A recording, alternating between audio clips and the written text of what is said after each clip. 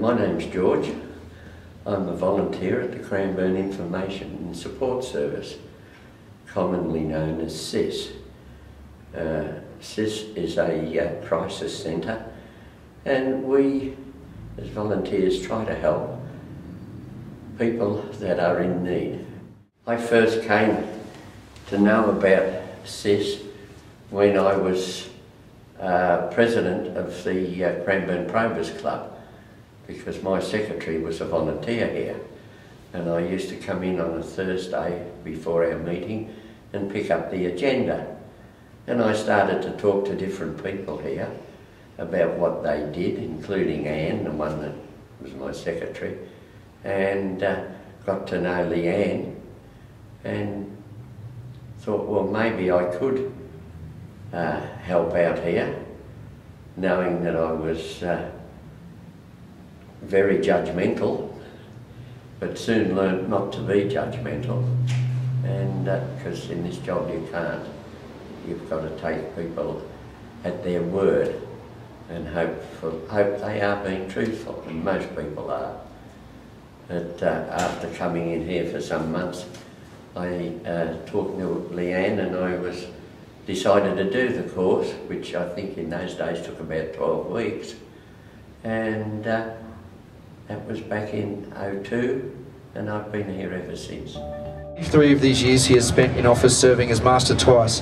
Furthermore, George has been a Mason for 50 years, receiving his 50-year jewel in 2011. George has been volunteer at the Cranbourne Information and Support Service for 10 years, taking on the role of President of the Committee of Management for 3 years.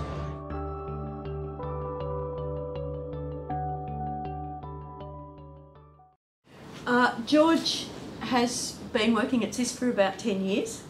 And he's a wonderful community person. He's been working here as a volunteer. He's been our president of the Board of Management a couple of times. He's been the president of Cranbourne Probus twice, and he has lived in the Cranbourne community for a long time, and he is a very, very good community person. Okay, George first came to inquire about volunteering at our agency 10 years ago this month. So it was back in 2002, and George was good friends and a colleague with one of our other volunteers. They worked together in Probus, which is another community organisation in our area. George used to come in to meet with her every now and then to draft up the newsletter that they used to produce. And he kind of got a bit intrigued about what was it that we were doing here, and would ask a few questions here and there, and would comment about how he didn't know whether he could do the work. He thought he would be too judgmental, and I remember saying to him, the fact that you know what your limitations are mean to me that you're probably going to be really, really good at the job. And so he decided to take the bull by the horns and step out of his comfort zone, I think, a little bit, and do our training, which he did. I was lucky enough to be his trainer at the time, and he's been volunteering with us at least once a week ever since then, sometimes more often.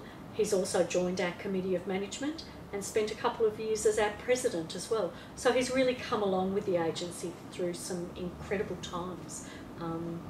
We wouldn't be without him here, and I know that he keeps talking about retirement, but we're hoping that that's later rather than sooner.